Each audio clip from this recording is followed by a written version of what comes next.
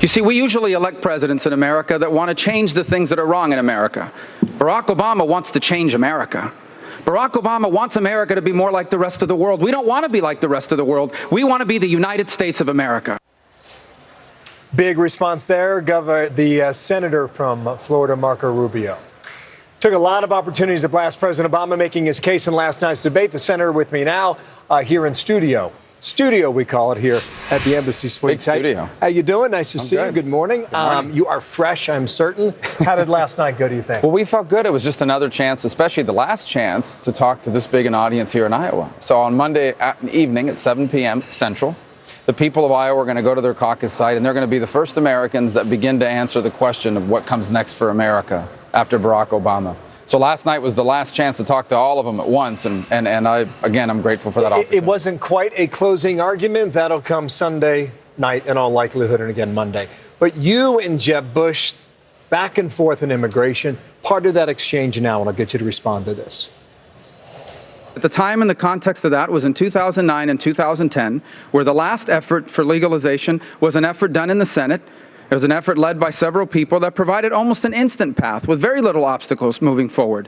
What I've always said is this issue does need to be solved. Well, I'm kind of confused because he was the sponsor of the Gang of Eight bill that did require a bunch of thresholds, but it ultimately allowed for citizenship over an extended period of time. I mean, that's a fact. And he asked me to support that. And I supported him. And then he cut and run because it wasn't popular amongst conservatives, I guess.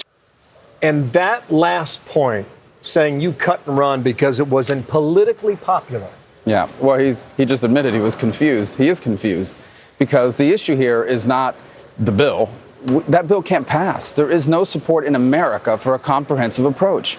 Presidents should not be ramming down the throat of the American people ideas they do not want or support. That's what this president has done with not one, but two illegal and unconstitutional executive orders. This issue about what do you do with the people that are in this country illegally, I've already said we're not going to round up and deport 12 million people.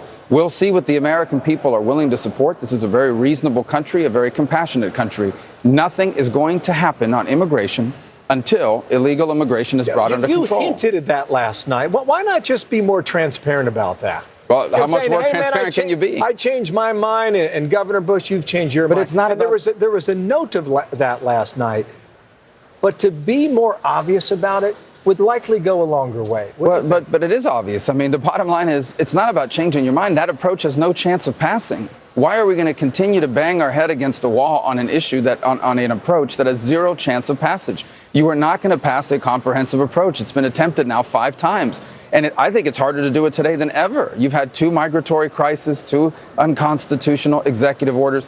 My point is that this notion that I guess Jeb Bush supports, that it's either comprehensive or nothing at all, that's the approach the Democrats are trying to ram down our throat. That's a false choice. I think this has to be solved by doing enforcement first, and then I think people will be very reasonable, but not until then. Your strategy last night, was it to go make this contrast with Jeb Bush, or was it to make a contrast with Ted Cruz? Well, it really wasn't about either one of them. It was about a chance to answer questions so people could see and they'll learn what I would do when I'm president of the United States. Obviously, there are times where, a conflict came up with one candidate or another, and we discussed those. When it comes to Ted, he's kind of built this campaign on this false notion that he is the only true conservative and everyone else is an apostate. That's absurd. I mean, Ted on immigration used to support legalizing people that were here illegally and did so for a long time. I mean, he helped design George W. Bush's immigration approach, which had a path to citizenship, actually. So this is a complicated issue on immigration. Everybody on that stage has dealt with it in different ways at different times because it's a complex issue. But I know how we're going to deal with it. We are going to enforce our immigration laws. And it seemed to be the hottest topic last night, frankly, in the mix-up back and forth. You also brought up Gitmo several times. You can be president, but this president wants to close Gitmo. If it's not there, if it's not open, what do you do? Well, he doesn't have the power to close it. What he has the power to do is empty it, and that's what he's doing now.